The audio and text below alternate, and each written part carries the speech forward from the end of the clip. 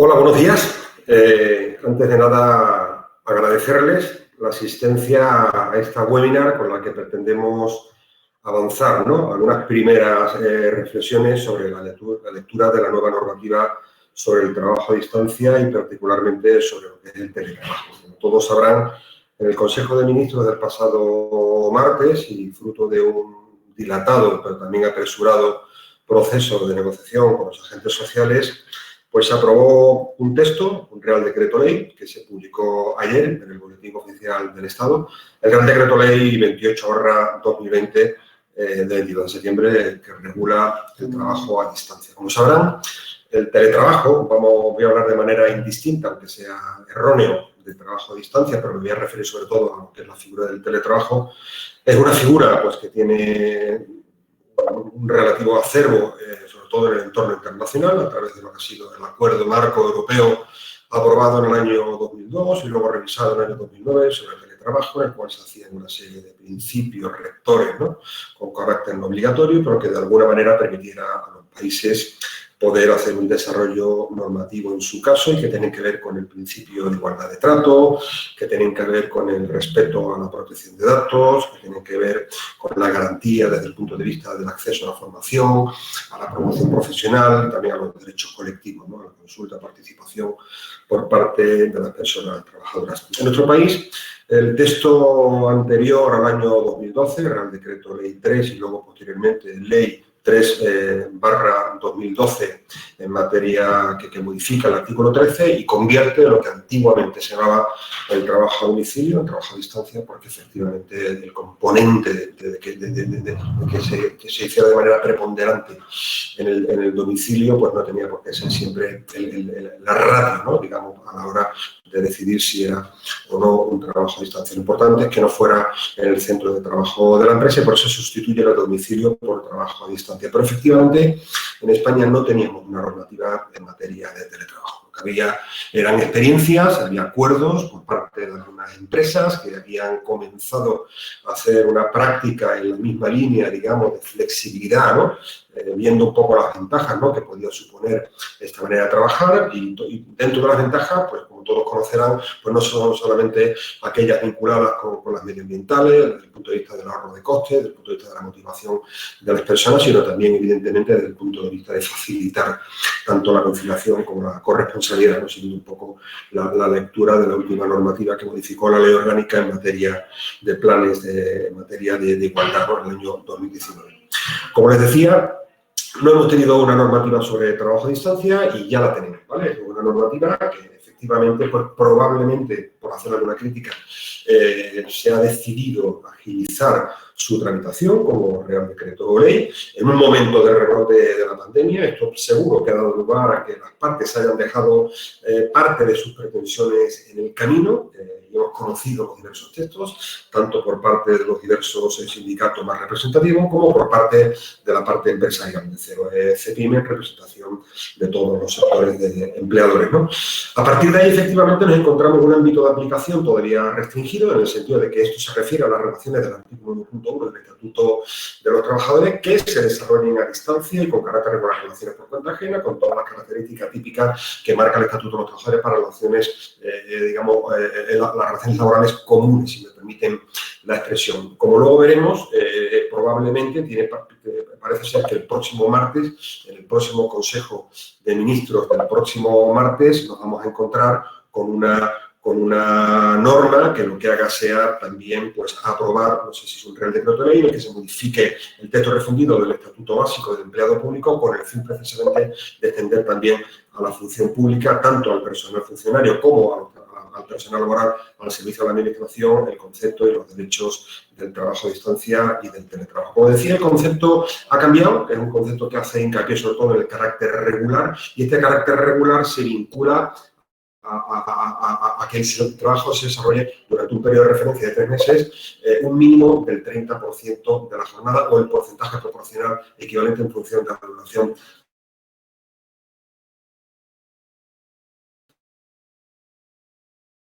del el requisito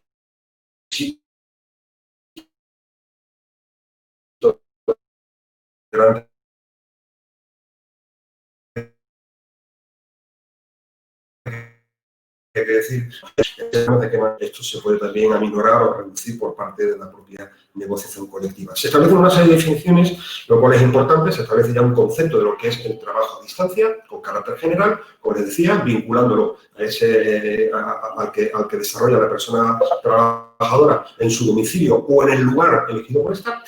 Se ha eliminado la expresión libremente elegida por esta. Esto puede dar lugar a interpretaciones, en el sentido de que a lo mejor sea la persona la que lo elija, pero puede ser a lo mejor a diversas propuestas que le haga la empresa, que le haga el empleador. Y luego lo haremos que nos hemos restringido a un concepto de teletrabajo un tanto monográfico, ¿no? Pero es verdad que en el entorno del resto de los países europeos, además, en aquellos países donde tiene mayor predicamento el teletrabajo, todos sabemos que España se encontraba entre un 7 y un 8% de teletrabajadores. El trabajo de la pandemia parece ser que nos ha llevado a más de 3 millones de personas trabajadoras teletrabajando, pero en los países que tienen mayor incidencia o mayor utilización del teletrabajo, que son los países nórdicos, los países sobre todo de los Países Bajos, normalmente son países, también el Reino Unido, caracterizados por una escasa intromisión del marco regulador convencional en este tipo de cuestiones. A través de pactos, a través de políticas, a través de acuerdos sectoriales que se ha conseguido desarrollar. No es el modelo nuestro, es un modelo claramente, digamos, protagonista, y veremos efectivamente qué juego da esto a través no solo de la negociación colectiva y de los acuerdos colectivos, sino también de los propios pactos individuales, porque efectivamente el futuro del trabajo también pasará por eso que se llama hoy el soft law, pero como decía, se define el trabajo a distancia en estos términos y se subió el requisito de manera preponderante, ¿de acuerdo? Se define a partir de ahí el teletrabajo como una subespecie, de hecho así lo define la propia exposición de motivos, es decir, el trabajo a distancia es el concepto más general y dentro de él hay una subespecie que se caracteriza precisamente cuando se hace mediante un uso exclusivo o prevalente de medios y sistemas informáticos. Algunos podrán decir que el concepto prevalente, eso quiere decir que si trabajo más del 50% con ordenador, soy teletrabajador o no lo soy, pero bueno, repito, al menos ya tenemos un concepto, medios, sistemas informáticos, telemáticos y de telecomunicación. Y en su contrario, por contraposición, se define el trabajo presencial como aquel que se presta en el centro de trabajo o en el lugar determinado por la empresa. Esto es importante porque antes decía que efectivamente el concepto de trabajo a distancia es el trabajador, que aunque no lo diga libremente, pero es el que elige su domicilio u otro lugar de trabajo. Sin embargo, el trabajo presencial es, en primer lugar, el centro de trabajo y utilizando en un sentido amplio, no solamente haciendo trabajo, sino en otro sitio que pueda tener la empresa. Hoy en día es muy común que se utilicen work centers, se utilicen diversos centros de teletrabajadores compartidos. De hecho, en los comienzos de los años 70, cuando los países nórdicos se empieza a utilizar el teletrabajo por razones climatológicas, sobre todo, este era el tipo normalmente de centros de teletrabajo. Con lo cual, ya tenemos, como les decía, un primer concepto de teletrabajo, lo cual es bastante importante. En segundo lugar, las limitaciones. La norma establece, es verdad que aquí ha habido mucho debate y ha habido una negociación bastante dura, porque es verdad que inicialmente se prohibía el teletrabajo, el trabajo a distancia, tanto a menores de edad como a personas con contratos laborales en prácticas o contratos de formación y aprendizaje, pero al final se ha minimizado esta prohibición o se ha reducido en el sentido de que, como mínimo, eso sí, se va a exigir un porcentaje del 50% de presencialidad sin perjuicio de que de manera telemática se pueda desarrollar, en su caso, la formación teórica. Como veremos luego, la negociación colectiva puede tener un protagonismo también en la modulación de esto, sobre todo tanto los contratos en prácticas como los contratos de formación y aprendizaje. Sin embargo, eso sí, los contratos menores, la exposición de motivos lo define el porqué desde el punto de vista del acoso, desde el punto de vista bueno, evidentemente, de las características de la persona trabajadora de menor edad, para que no sea recomendable que se reduzca de ese 50%, como les anticipaba. Importante también el principio de igualdad de trato. Esto es un principio, evidentemente, que ya lo conocíamos, es un poco, digamos, el principio que preside, digamos, las relaciones de trabajo a distancia, las relaciones de teletrabajador, en este caso, en el caso particular, porque la idea era precisamente que la persona que decidiera o que utilizara el trabajo a distancia, el teletrabajo, no fuera discriminada o no perdiera las oportunidades desde el punto de vista de igualdad de trato o no tuviera ese tratamiento igual respecto a un trabajo equivalente en cuestiones tan básicas como, por ejemplo, la retribución y otras cuestiones. ¿De acuerdo? Luego hablaremos de promoción profesional, formación y otras medidas de derechos colectivos, ¿no? Efectivamente, se detalla, y lo que ya lo decía el artículo 13 del Estatuto, aquí lo que hace el Real Decreto Ley es concretar artículo por artículo, se concreta en este artículo 4 básicamente qué consiste y se especifica que en materia de igualdad de trato, también en materia retributiva, se exigirá como mínimo la retribución total conforme al grupo profesional, al nivel, al puesto y a las funciones, más otro tipo de complementos que pueda tener, ¿de acuerdo? Y con lo cual no es decir, no, vamos a ir al salario base, no. Estamos hablando de un sentido amplio de retribución desde el punto de vista de la retribución total, y yo creo que aquí no hay ninguna duda en la interpretación. Se establece una prohibición para que las personas trabajadoras, una prohibición de que las personas trabajadoras puedan sufrir un perjuicio cuando haya dificultades técnicas, ¿no? Desde el punto de vista que no sean imputables a ella, evidentemente, para poder ejercitar o poder ejercer la actividad como trabajador a distancia o como teletrabajador. Y luego se establecen una serie de medidas de desarrollo del derecho de igualdad que básicamente pues, tratan de evitar la discriminación, primero por razón de sexo, directa o indirecta.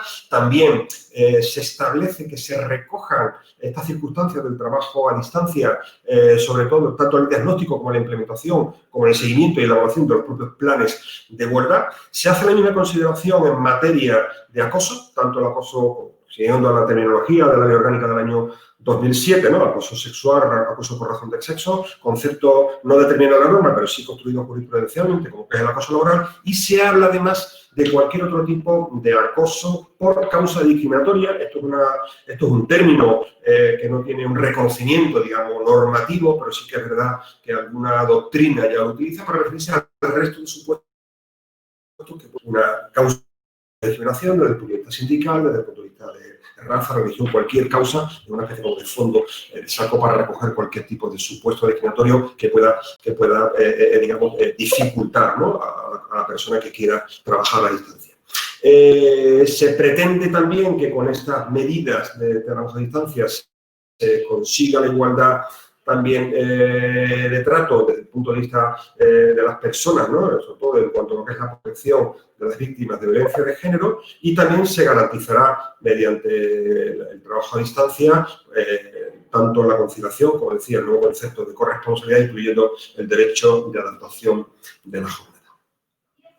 Un tercer bloque que tiene que ver con la voluntariedad. Esto es un concepto básico, ¿no? Tanto la voluntariedad como una de sus manifestaciones, que es la reversibilidad del trabajo a distancia, se recoge en el artículo 5 y el acuerdo del trabajo a distancia con sus requisitos, sus obligaciones formales del acuerdo y al mismo tiempo la propia modificación.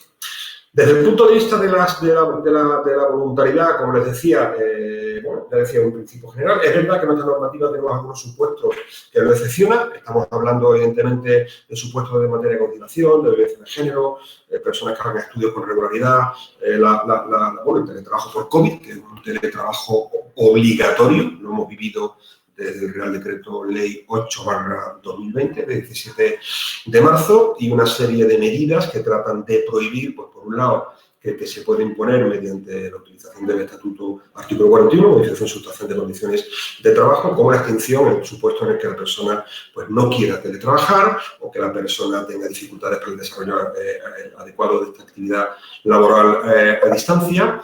La norma establece que esa reversibilidad será en su ejercicio, ¿no? La negociación colectiva la que establezca sus términos o en su defecto los que establezca el acuerdo. Primero, negociación colectiva. Segundo, acuerdo de teletrabajo. Y, como decía, una serie de requisitos formales. El acuerdo tiene que hacerse por escrito, tendrá que hacerse a partir de la entrada en vigor de la norma del plazo de 3 meses. Y tanto el primer acuerdo como el resto de adaptaciones o de modificaciones. ¿De acuerdo?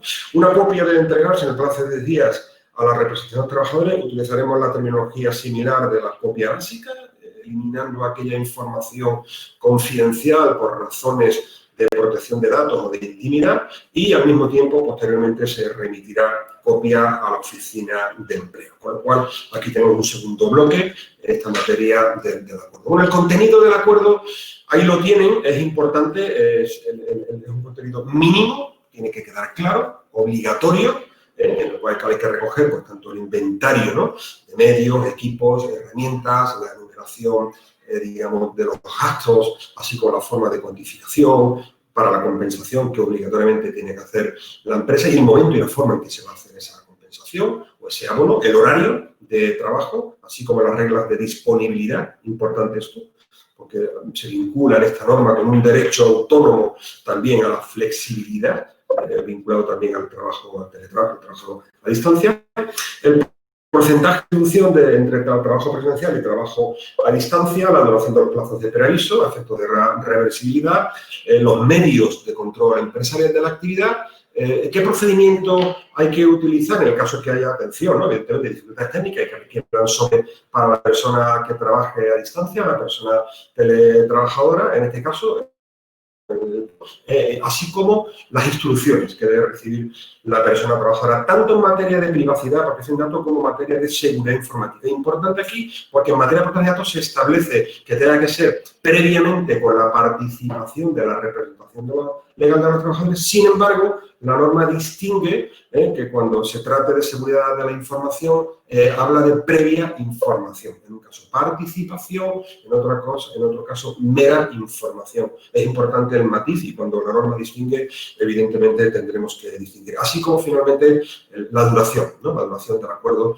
de trabajo a distancia.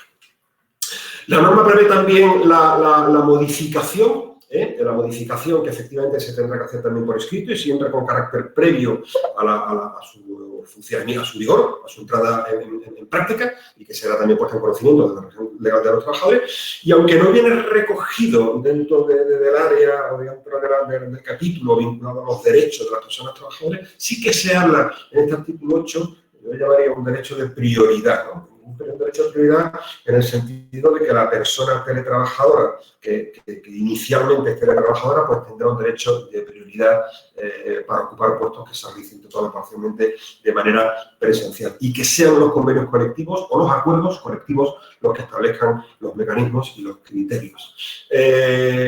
Acaba el artículo 8 con una frase yo creo que muy importante porque en este caso precisamente lo que se recoge es el que el propio diseño de estos mecanismos, ¿no? del acuerdo de teletrabajo trata de evitar la perpetuación de roles y se deberá tener en cuenta la corresponsabilidad entre mujeres y hombres, debiendo tanto en el diagnóstico como en el tratamiento del plan de igualdad aplicarse para corregir estas medidas. Ya hemos hablado, yo creo que en otras ocasiones, sobre esto. Efectivamente, la Ley Orgánica del año 2007 pues, recrea, ¿no? Un concepto que es el concepto de conciliación, el derecho a conciliación, pero es cierto que el derecho a conciliación normalmente ha tenido un sujeto activo, pero también pasivo, que es el colectivo femenino, que trata el Real Decreto Ley del 2019 precisamente por este concepto de corresponsabilidad. Y como veremos, esta es una norma sobre trabajo a distancia y sobre teletrabajo, pero que tiene una serie, digamos, de ingredientes, ¿no? En los que se pretende también potenciar a través del trabajo a distancia la implantación de la igualdad efectiva, igual que también se recogen importantes medidas, concesiones a la propia negociación colectiva. Luego hablaremos también un poco de alguna cuestión sobre esto, sobre de qué manera también la norma, qué cuestiones podrían haber sido mejorables, como decía. ¿De acuerdo? Los siguientes artículos, estamos hablando del artículo 9, 10 y 11, son artículos que se refieren al derecho de formación, al derecho a la formación, a la promoción profesional y el derecho a la dotación suficiente de mantenimiento de medios, equipos y herramientas. No de la formación no solamente inicial, sino también para actualizar al adecuado desarrollo de la actividad, digamos, como teletrabajador. El derecho a la promoción profesional y tendrá que ser informado puntualmente de manera expresa y por escrito de estas posibilidades de ascenso que se produzcan y la dotación suficiente y el mantenimiento de medios, equipos y herramientas, así como la atención precisa para el caso de que haya dificultades de carácter técnico. Artículos 9, 10 y 11, como decía. ¿De acuerdo? Luego nos encontramos un bloque en estos derechos que tienen que ver con el derecho al abono y compensación de gastos. La norma habla que deberá ser sufragado o compensado por la empresa y que no podrá suponer la asunción por parte de la persona de costes, ¿no? O de gastos vinculados con equipos, herramientas y medios. Se habla en un sentido bastante amplio, no son solamente equipos, sino que podremos incluir aquí pues, medios y herramientas, como incluso la propia red Wi-Fi, y esto evidentemente pues, tendrá que ser, como dice la norma, la propia negociación colectiva la que lo determine, evidentemente vinculados, ¿no? a la actividad laboral. Seguro que aquí también puede haber múltiples interpretaciones, si es algo que solo se vincula a esa actividad, si es una Wi-Fi que se utiliza de manera compartida para otros fines. Bueno, esto evidentemente, como decía, tiene que ser la colectiva la que lo pueda concretar. Y dice la norma que los convenios podrán establecer los mecanismos precisamente, como decía, para esa determinación y para esa compensación o abono. Les hablaba antes de un derecho al horario flexible en los términos del acuerdo de trabajo a distancia. Esto es muy importante en el sentido de que en función del acuerdo, en función de la acción colectiva y respetando evidentemente la disponibilidad obligatoria que se le exija a la persona teletrabajadora y la normativa sobre el tiempo de trabajo y descanso, pues la persona podrá flexibilizar el horario de prestación. Evidentemente, esto va a quedar, lógicamente, en manos del acuerdo, sobre todo, porque será la empresa la que tenga que determinar cuáles son, digamos, los horarios, ¿no?, imprescindibles de atención y que no pueda haber. Como les decía, esta es una norma que habla de teletrabajo. Podemos hablar de otros conceptos alternativos. Hoy en día, tanto en Italia como en otros países, de manera en la propia norma o fuera de la norma, se hablan de los conceptos en el entorno de mayor flexibilidad, entornos de agilidad, entornos agile, ¿no?, de conceptos como el smart working, ¿no?, o el flex working, en el sentido de que va más allá. Ya no es solamente trabajar anywhere, trabajar a distancia, trabajar incluso se dice en remoto, sino que probablemente basado en los resultados, basado en la confianza también, todo hay que decirlo, pues se está avanzando en otras fórmulas únicamente en el que la persona trabajadora puede tener, en definitiva, libertad absoluta y autonomía para poder decir no solamente el lugar, sino también el tiempo de trabajo, lo cual eso efectivamente habría que ir casi profesión por profesión, sector por sector y empresa por empresa. El derecho, finalmente, recogido al registro horario, es una norma que hemos conocido sobradamente, que hemos estado todo el año 2019 en su implantación. Ahora hablamos de algo que tiene que ver todo lo contrario con la flexibilidad. Y en ese sentido, la norma lo que dice es que se tendrá que respetar, es decir, el teletrabajo es compatible y necesariamente y obligatoriamente compatible con el registro horario, igual que luego veremos con el derecho a la desconexión digital del artículo 20 bis del estatuto que surgió, ¿no?, después de la nueva ley orgánica de protección de datos y garantía de derechos digitales del 5 de diciembre del año 2018, con lo cual, conforme al 34.9 del estatuto, se tiene que garantizar, como les decía, el registro horario como derecho, evidentemente, que ya estaba en vigor. Es muy importante también la sección cuarta, porque por es una de las áreas donde mayores dudas y algunas han surgido, de hecho hemos vivido, ¿no?, este teletrabajo del COVID, esto que realmente no era propiamente un teletrabajo, era un trabajo a distancia con uso o no de tecnología obligatorio, ¿no?, para tratar de preservar puestos de trabajo, y en los que la norma establecía, el Real Decreto Ley 8/2020, 17 de marzo, precisamente la preferencia de esta herramienta y al mismo tiempo la necesidad de que flexibilizar los criterios tanto de la ley de prevención como del reglamento de los servicios de prevención, hablando incluso de que el trabajador pudiera voluntariamente hacer una especie de autoevaluación.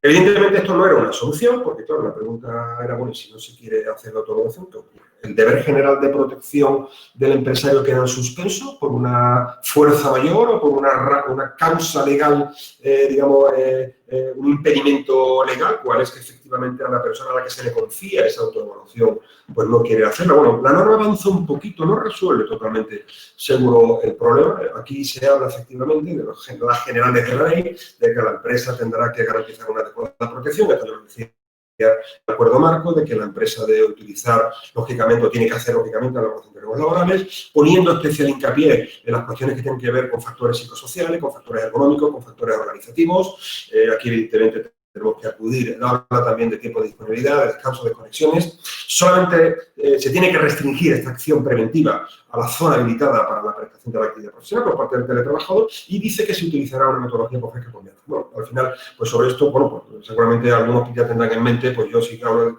de psicosociales, pues hablaré del FPSICO, y si hablo de la metodología de evaluación, pues no sé si cuál de las que utilizaré del Instituto Nacional de Seguridad y Salud del Trabajo u otra que me pueda sentir mucho más cómodo porque me genere mayor confianza. Eso sí, la norma habla de metodología que ofrezca confianza respecto a los resultados y prevea las medidas de protección. Habrá que ir caso por caso, donde efectivamente aquí habrá, lógicamente, un protagonismo principal de los servicios de prevención, tanto propios como ajenos.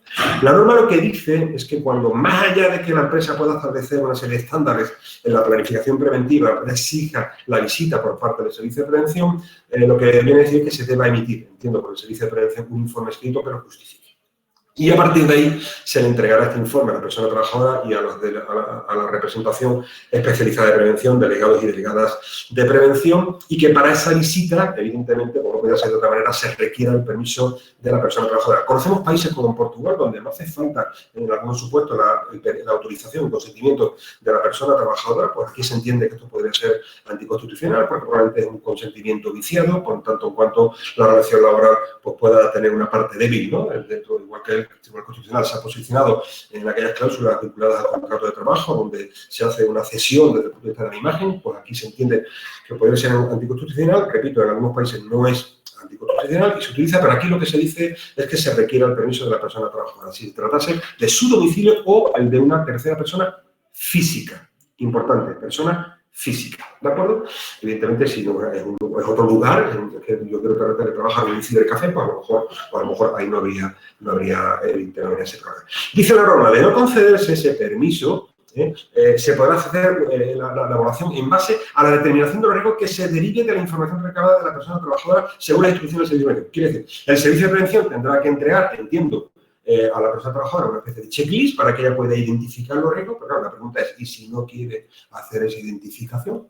¿Estaría la empresa en condiciones, en base al deber general de protección, de no permitir el teletrabajo? Evidentemente, como es voluntario por ambas partes, pues entiendo que efectivamente si no se produce el cumplimiento de esta obligación preventiva, pues probablemente no se produciría la opción del teletrabajo. ¿De acuerdo? Con lo cual, importante también este matiz. Repito, se ha avanzado, pero no se han resuelto seguramente todas las dudas que pudieran surgir. En cuanto a los derechos, finalmente hay unos también vinculados a lo que son los derechos relacionados con el uso de medios digitales. Evidentemente, pues no se puede exigir la utilización, la instalación de programas y aplicaciones en los equipos propios, ¿no?, de las personas trabajadoras.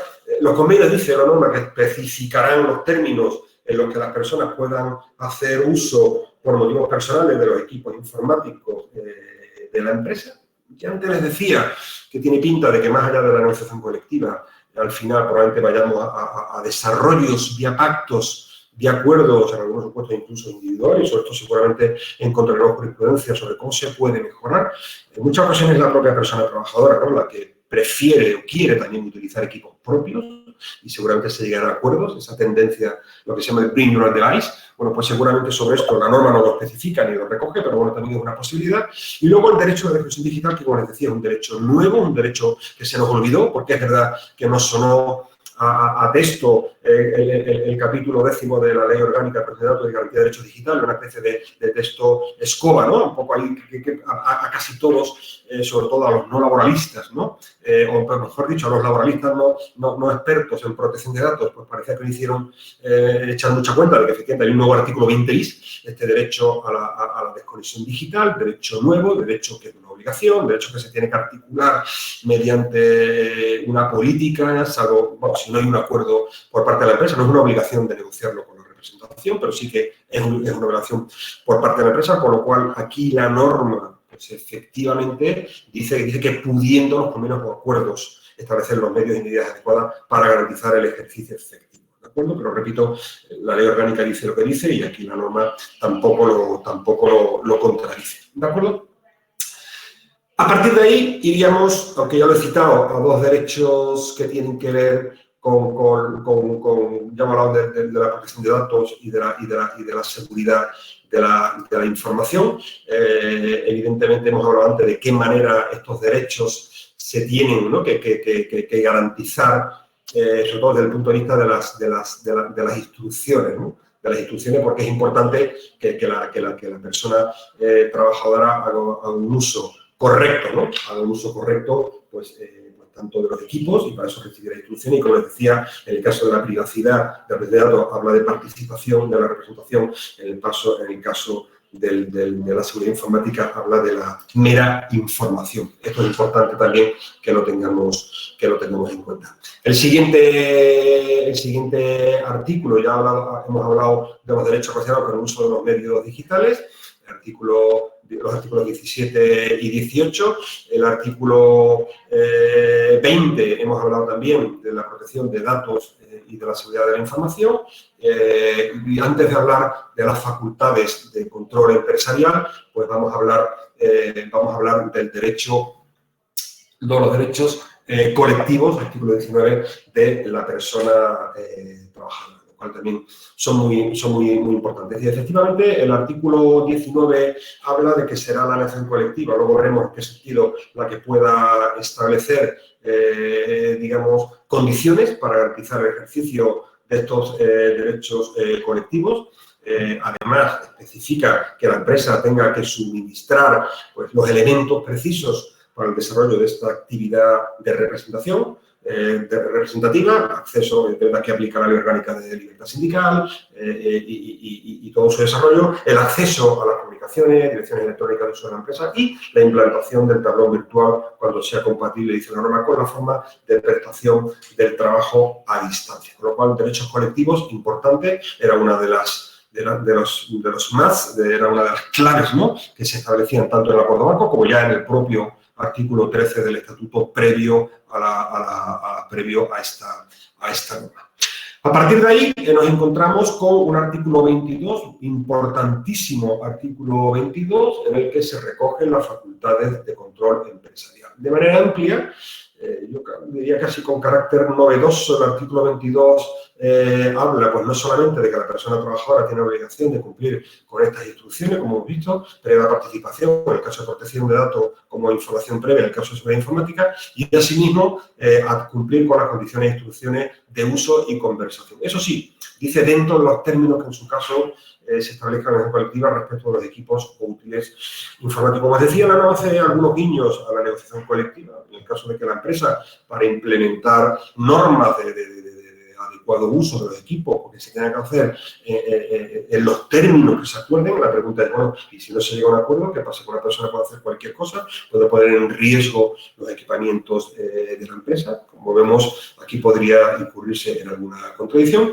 Y muy importante, ¿en qué términos se establece el control empresarial? Dice que la empresa podrá adoptar medidas de vigilancia y control para verificar el cumplimiento, para, en definitiva, monitorizar las obligaciones y deberes laborales, incluyendo, dice, la utilización de medios telemáticos, guardando, eso sí, el respeto a la dignidad y, en su caso, la capacidad de las personas con capacidades distintas. Esta es una norma muy importante porque efectivamente era uno probablemente de los objetivos, ¿no? Yo creo que de las lagunas que se establecía. Estamos hablando de una norma que pretende dar una solución jurídica a un fenómeno y a una herramienta necesaria per se, no solamente durante la pandemia, en cuanto a que pueda haber evitado la pérdida de muchos puestos de trabajo, sino sobre todo de cara al futuro por todas las ventajas que hemos citado, que tienen que ver con la competitividad de las empresas, con la productividad de las personas, con los entornos ágiles, con la flexibilidad, con la motivación, con la atracción del talento, con la inclusión, aparte de las que hemos hablado de cuidado del medio ambiente, evitar la polución,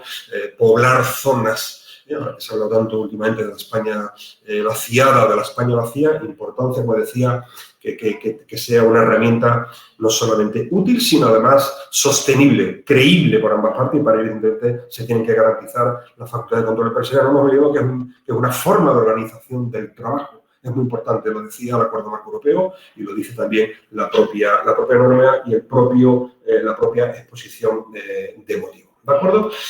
Ya para ir finalizando, nos encontramos una disposición muy importante, la disposición adicional primera, que es una disposición que recoge hasta dónde la negociación colectiva o en qué materias puede mejorar esta normativa y tiene que ver con la identificación de puestos de trabajo y funciones, con las condiciones de acceso y desarrollo de la actividad laboral, con la duración máxima del trabajo a distancia, con los contenidos adicionales en el acuerdo de trabajo a distancia y otras cuestiones que se consideren, ¿de acuerdo? Es decir, pues efectivamente, yo puedo mejorarlo, sí, yo puedo entender que hay teletrabajo no a partir del 30% en 3 meses, sino a lo mejor a partir del 20%. No podría hacer lo contrario, evidentemente, porque iría en perjuicio de la persona trabajadora. Se puede regular una jornada mínima presencial, se puede determinar también en la propia negociación el ejercicio de la reversibilidad, el porcentaje o periodo de referencia, como decía, para que se califique como regular, el porcentaje de trabajo presencial de los contratos formativos. Esto es muy importante también, evidentemente, dando un mayor recorrido a la norma, en función también del tipo de contrato, en función casi profundizando, ¿no? Se habla de formación de aprendizaje, evidentemente,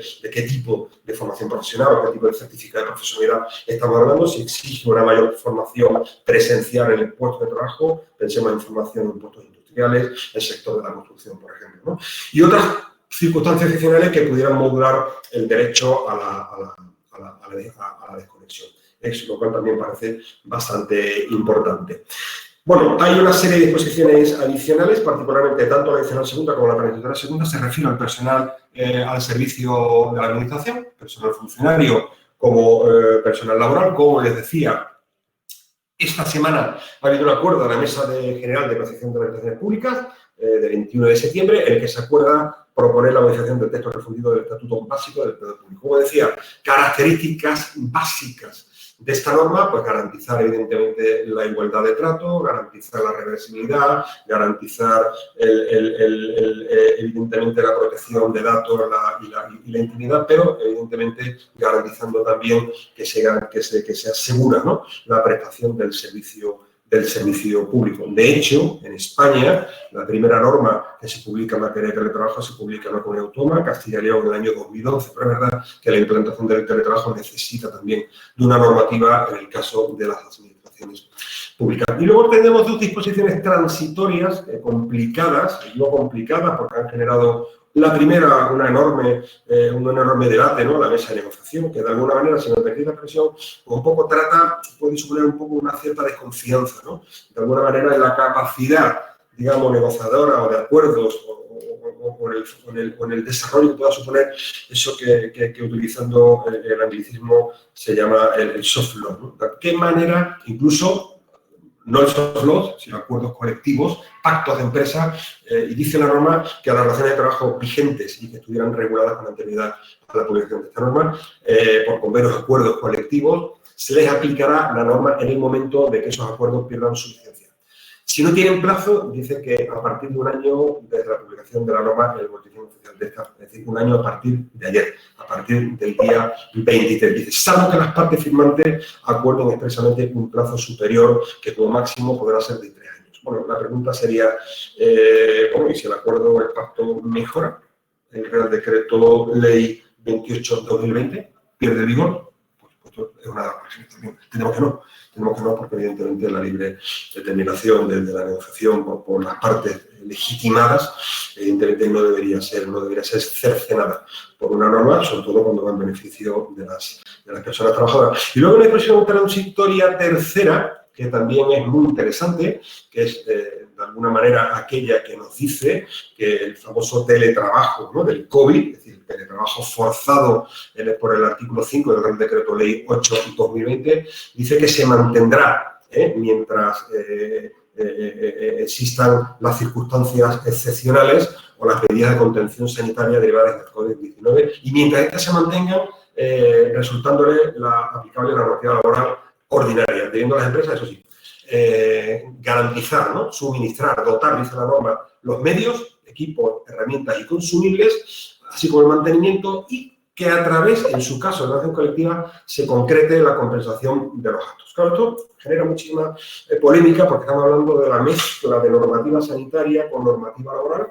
Vimos un Real Decreto, vimos una norma declarativa del estado de alarma, que es el primer Real Decreto Ley 8/2020, en el que se establece efectivamente una figura, artículo 5, de un teletrabajo en confinamiento obligado, con una serie de características muy particulares, que no tienen nada que ver con el artículo 13, ni tienen que ver, evidentemente, con esta nueva norma. Luego vimos una extensión de esta normativa del Real Decreto Ley a 2 meses, que ya venció ese plazo, y luego nos encontramos efectivamente con un Real Decreto Ley, el 21/2020, que sigue hablando, digamos, de que las empresas potenciarán o tratarán de utilizar preferentemente también potenciarán el uso del teletrabajo. Bueno, ¿en qué situación nos encontramos? Nos encontramos efectivamente en una situación en la que se puede generar el debate de decir, usted, yo como empresa, ¿dónde me encuentro? Estoy en medida post-COVID, estoy todavía sometido, digamos, a las consecuencias, a las medidas de contención sanitaria, o estoy ya en una situación posterior. Es decir, en definitiva, tengo que implantar ya el Real Decreto Ley en todo su vigor, con todos sus términos, o lo que me está usted diciendo es que yo puedo seguir utilizando ese concepto relajado de teletrabajo, eso sí, garantizando y suministrando los equipos, herramientas y consumibles, y que sea la relación colectiva la que determine la forma de compensación. Claro, esto podría dar lugar también a dilatar estas medidas. ha habido mucho debate sobre esto, si era el momento oportuno, efectivamente, en plenos rebrotes y con la situación tan crítica desde el punto de vista económico que tenemos, si era el momento adecuado precisamente para incrementar los costes de las empresas. Si es que efectivamente se quiere que esta sea una solución, el teletrabajo, digamos, de futuro, sostenible, teniendo en cuenta las virtudes que tiene. Como decía, una norma, una transitoria tercera, que seguro que va a dar lugar a muchísimas interpretaciones, porque, como decía, puede haber una concurrencia de normas, sanitarias con laborales, que puedan llevar, en algún caso incluso, a que todas las empresas se acojan a esta transitoria tercera y entiendan que todavía no deberían aplicar en su sentido amplio el Real Decreto Ley 28/2020. Ya para finalizar, vamos a hablar de una serie de modificaciones, ¿no? Evidentemente, el artículo 13 del Estatuto, que remite a este Real Decreto Ley, en su momento remitirá, entendemos, a la ley que lo convalide en el Parlamento. Se modifica no solamente el artículo 13, sino también el artículo 23, en materia de promoción e información profesional, el artículo 37, apartado 8, en materia de víctimas de violencia de género, todos recordamos, ¿no? La movilidad geográfica, el derecho preferente de las personas víctimas de violencia de género para poder acceder a sus puestos, ¿no? de traslado, ¿no? Por aquí hablamos también de medidas similares, con el uso también del teletrabajo. Se modifica la ley del año, la ley de la 36/2011, reguladora de la jurisdicción de lo social, creando un procedimiento específico sobre reclamaciones en materia de acceso, reversión y modificación del derecho a distancia, y también se modifica, creando un tipo de infracción grave, la ley ISO, la ley de infracciones y sanciones en orden social, que es el decreto legislativo 5/2000, sobre el incumplimiento del deber de formalizar por escrito el acuerdo de teletrabajo. Por mi parte, nada más. Ahora, si les parece, vamos a dar unos 15 minutos, 15-20 minutos, para no extender este webinar más allá de una hora, que era la prevista. Y eso sí, hacer una apreciación final, sobre todo desde el punto de vista de la técnica legislativa, que todos habrán visto seguramente con sorpresa, ¿no? El que hemos visto en la norma por una serie de disposiciones, ¿no? Que van desde una disposición sobre el régimen fiscal aplicable a la final de la UEFA Women Champions League del 2020.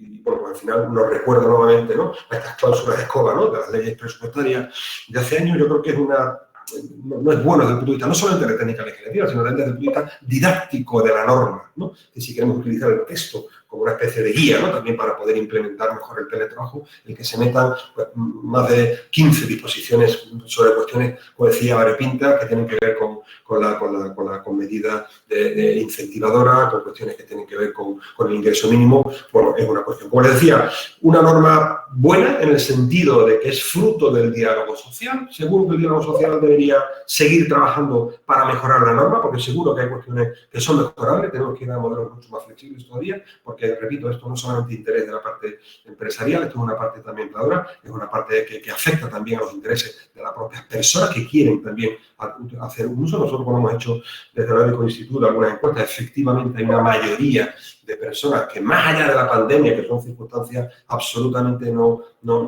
reflexionables, ¿no? O donde seguramente hay cosas positivas, pero deberíamos tener, digamos, la asepsia suficiente para poder avanzar en este terreno de la flexibilidad, pues sí que parece que hay una apuesta mayoritaria por las personas trabajadoras y por la parte empleadora en poner en valor el uso del teletrabajo. Como decía, seguro que se han quedado muchas cosas en el camino, seguro que esas cosas siguen retomando.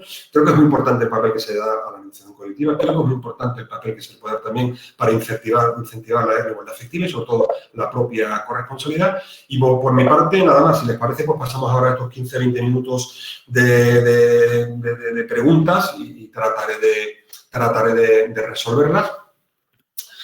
A ver si...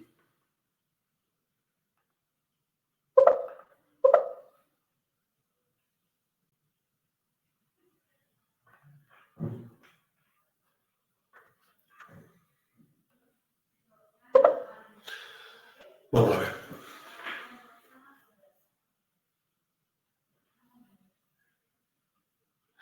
Bueno, se pregunta la diferencia entre trabajo a distancia y el teletrabajo. El teletrabajo como decía, es una subespecie dentro de lo que es el trabajo a distancia, ¿de acuerdo? Es decir, la norma ya lo define en el artículo 13. El artículo 13 definía ya el trabajo a distancia como aquel, decía, ¿no?, que actividad laboral que se hacía de manera preponderante. Ahora se dice que es aquel trabajo que se desarrolla, trabajo a distancia, que se lleva a cabo mediante el uso exclusivo o prevalente de medios y sistemas informáticos, telemáticos y de telecomunicación. Es ese el teletrabajo, perdón, hay un concepto genérico en el que se centra sobre todo en el concepto del carácter regular. Es una forma de organización del trabajo en el que la persona la presta en su domicilio o en el lugar que ella elija.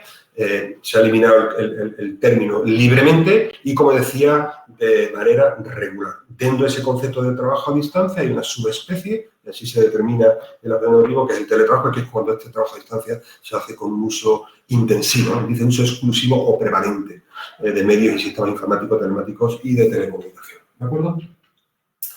En la regla tercera se contempla el teletrabajo como obligatorio en las empresas como medida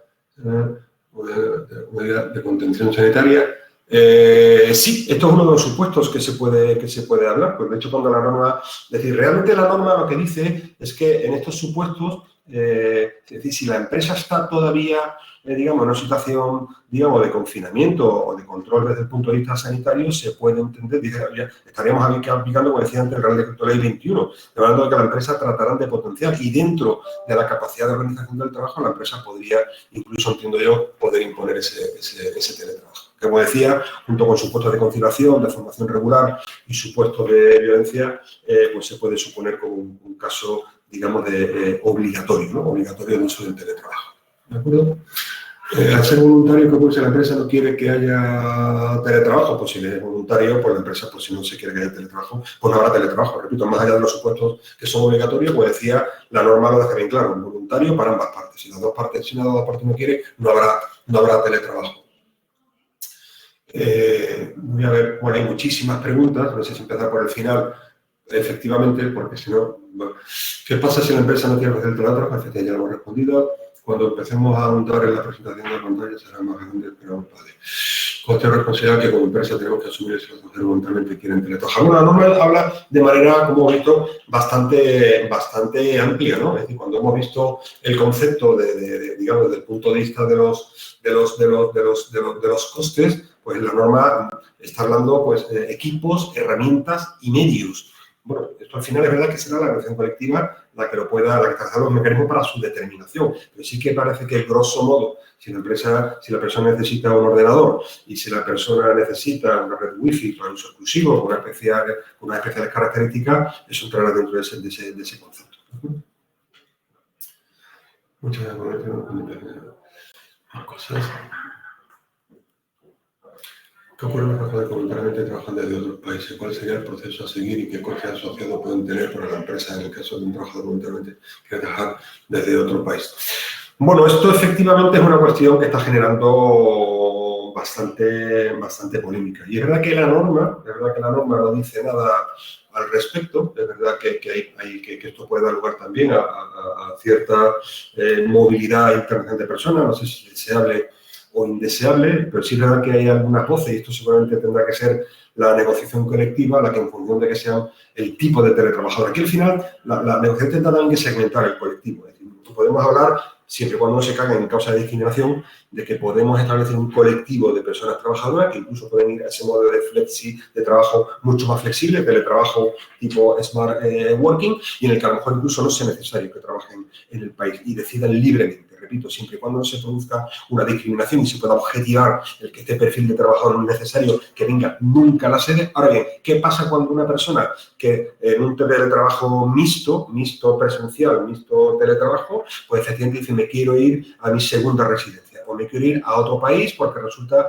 que me interesa desde el punto de vista fiscal? Pues que probablemente sea la negociación colectiva la que deba resolver ese tipo de situaciones, porque si no, efectivamente, la empresa probablemente no va a aceptar ese tipo de teletrabajo. Básicamente porque cuando necesita que una persona se incorpore a una reunión presencial, hay voces que entienden, y también es verdad que cuando nosotros hemos preguntado, mayoritariamente hemos hecho una encuesta hace escasamente 2 meses en 8 países, entre los que estaba España, y mayoritariamente las personas pedían un modelo mixto de teletrabajo. Un trabajo que pudiera combinar lo presencial con el trabajo en remoto. Con lo cual, si una persona, por el tipo de residencia que pretende, imposibilita la disponibilidad para el acceso a esas reuniones presenciales, porque por diversas razones se puede entender que son mucho mejor desde el punto de vista de la gestión del equipo, desde el punto de vista de la formación, porque hay formaciones que a lo mejor no se pueden hacer a través de formación telemática, pues seguramente o se llega a un acuerdo, si no se ha hecho previamente a través de la negociación colectiva, o sencillamente no se permitirá que la persona pueda teletrabajar, ¿no? Costes o responsabilidades que como empresa tenemos que asumir, bueno, ya hemos comentado, ¿qué ocurre con el trabajar? Hemos visto la pregunta de Mónica, ¿vale?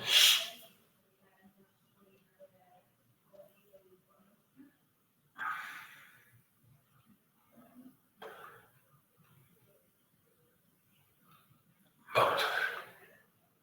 ¿El artículo 3 afecta a la beca? Evidentemente no. ¿De acuerdo? Estamos hablando de una relación laboral. Una relación laboral, artículo 1.1. Una cosa son las personas con una práctica no laboral y otra cosa son los contratos laborales formativos. El contrato en prácticas o el contrato de formación y aprendizaje.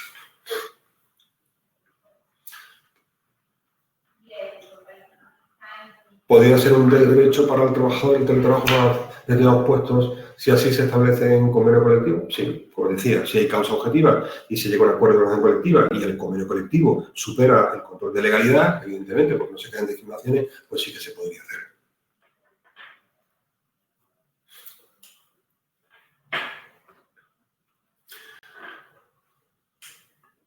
Reversibilidad. ¿Puede la compañía, igual que un empleado, decidir cancelar el acuerdo de trabajo a distancia? Sí. Ya hemos dicho que la reversibilidad es una manifestación de la voluntariedad. ¿De acuerdo? Otra cosa es que a través de la negociación colectiva se pueda modificar o se pueda modular, pero a priori sí, efectivamente, la reversibilidad es absoluta.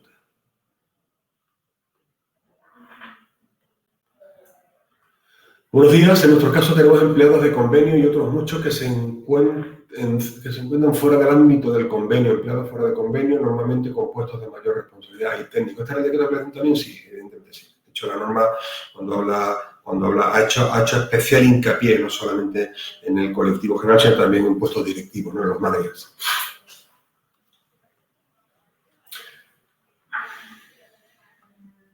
Entonces entendemos que el teletrabajo por recomendación de las autoridades sanitarias en la situación actual de pandemia se incluye como trabajo a distancia o tiene características especiales. Efectivamente tiene características especiales, en tanto en cuando la norma solamente lo que dice es que se tenga que dotar de los medios y que a través de la negociación colectiva pues se tenga que aplicar digamos, los mecanismos de compensación o de abono de los gastos. Además de lo que ya establecía el artículo 13 del Estatuto de los Trabajadores.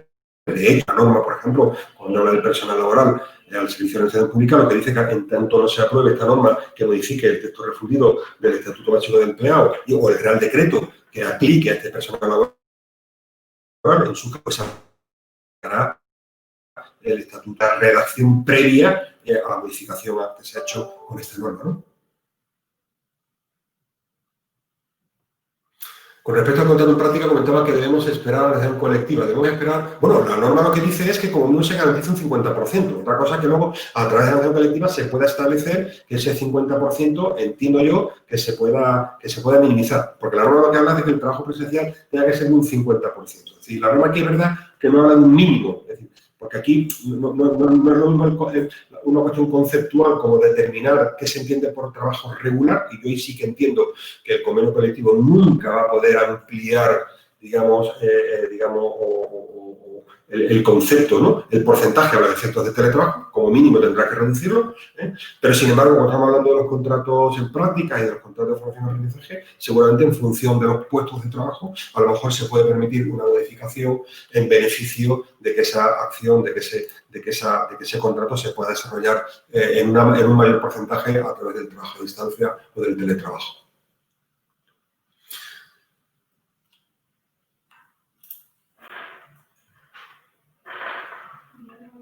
Bueno, cuando la empresa habla de la negociación colectiva y efectivamente dice nuestra empresa tiene menos de 50 trabajadores y no tenemos RLT, bueno, la norma está hablando efectivamente de negociación colectiva y de acuerdos colectivos. Yo creo que la norma deja claro que se debería hacer partícipes a las personas trabajadoras de esta decisión. Yo creo que salvando el supuesto de la política sobre desconexión digital, donde la norma efectivamente habla de esa audiencia, ¿no? De ese pacto, como dicen en Francia, ¿no? Que es una política. Yo creo que cuando la norma aquí habla de la necesidad de la consulta y de la representación, sería necesario pues, establecer los mecanismos alternativos, que de hecho lo hemos visto en los últimos meses cuando hemos analizado, ¿no? Esta representación ad hoc, o en su caso incluso, también es una cuestión sometida a debate, que se puedan utilizar otras vías alternativas. Pero yo sí creo que debe someterse a una consulta, digamos, con lo que son las personas trabajadoras, repito, en este supuesto particularmente, a lo mejor constituyendo esa representación ad hoc, porque si no, pues probablemente podemos entrar en una contradicción con la norma. En cuanto a la compensación de gastos, respecto a la compensación de gastos, ¿qué se entiende por consumibles? Bueno, los consumibles se entiende aquellos útiles que pueda tener que utilizar la persona trabajadora. Por ejemplo, si una persona trabajadora resulta que le exigimos que aparte del ordenador pues tenga que utilizar una impresora, aunque tenga que utilizar un bien consumible desde el punto de vista tecnológico, pues que esta persona, lógicamente, por el uso, ¿no? Que se consuma por el mero uso, pues evidentemente no tenga que asumir ese gasto. ¿De acuerdo? Es decir, si usted le da un ordenador, le da una impresora, eso sí, los cartuchos de tinta o de láser, o lo que sea, el tóner, lo cambia usted. Evidentemente, eso entiendo que es cuando se refiere al concepto consumible. Cuando un empleado se queda en casa un día o 2 días puntuales trabajando, por ejemplo, con cuidado de un menor, ¿se debe incluir en esta excepción? No, el concepto habla regular, antes habla preferente y ahora habla regular. Y además lo dice claramente en lo que es el concepto. Si en el periodo de 3 meses se trabaja un mínimo un 30%. Si es un trabajo puntual, eso es una medida de flexibilidad, pero eso no es teletrabajo.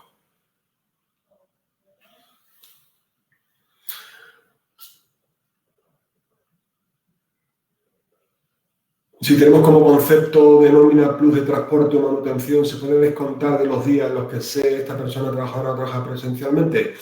Bueno, esto es buena pregunta. Yo creo que esto hay que llevarlo a la negociación colectiva, efectivamente. Vamos a ver, yo creo que aquellos conceptos retributivos vinculados a un hecho que se puede demostrable y objetivo, como es un desplazamiento en el supuesto de una persona que nunca tenga que desplazarse, sea a través de esa negociación colectiva como se tenga que modular, ¿de acuerdo?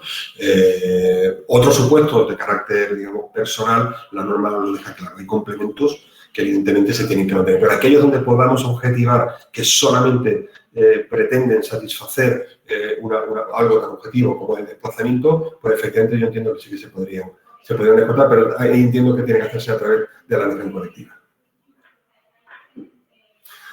¿Pero obliga a la empresa a pagar la parte proporcional de la wifi que utiliza teletrabajando? Bueno, efectivamente el concepto tiene una parte evidente de ambigüedad, porque claro, cuando se habla de equipos, herramientas y medios vinculados al desarrollo de su actividad laboral, puede entenderse vinculado con que si no hay wifi no puedo trabajar, sí. Puede entenderse un concepto mucho más amplio de que no se produzca un enriquecimiento injusto, ¿no? Y usted ya tiene una tarifa plana, ¿por qué quiere que le pague una parte? Efectivamente, aquí puede haber muchísimo debate. Yo creo que al final pues, tendrá que ser, como dice la norma, la propia negociación colectiva, los convenios, acuerdos colectivos, los que establezcan el mecanismo para la determinación. Yo creo que ahí va a estar un poco la clave, porque efectivamente pues, habrá empresas que entiendan que no, usted ya está pagando una tarifa plana, yo no tengo por qué, porque realmente esto no está vinculado al desarrollo de la actividad, sino usted ese gasto ya lo tenía con carácter previo. Por eso decía que aquí va a ser muy importante el papel de la negociación colectiva. También podrá haber mucha litigiosidad en esta materia, ¿de acuerdo? En cuanto a la la reclamación, ¿no? de este tipo de costes. Derecho al horario flexible. ¿Deberá ir recogido en el contrato los horarios de telepresencia? Sí. Esto la norma lo deja claro. Es decir, el propio acuerdo tiene que establecer, lo dice literalmente la norma, en qué supuesto, cuando habla de supuesto de flexibilidad, habla de la disponibilidad, ¿de acuerdo? Efectivamente, en qué momento las personas tienen que estar presentes y tienen que estar, digamos, delante del ordenador o haciendo la actividad de teletrabajo. Si nosotros trabajamos 35 horas semanales, pues efectivamente hay que aplicarlo nuestro derecho al 30%, que supone exactamente, pues supone la parte proporcional sobre el tiempo de trabajo. Lo dice literalmente la norma, ¿no? en su propia exposición. De hecho, literalmente el artículo 2 lo define, ¿no? En cuanto a, perdón, el artículo 1, dice, en un periodo de referencia de 3 meses, un mínimo del 30% de la jornada o el porcentaje proporcional equivalente en función de la duración del contrato.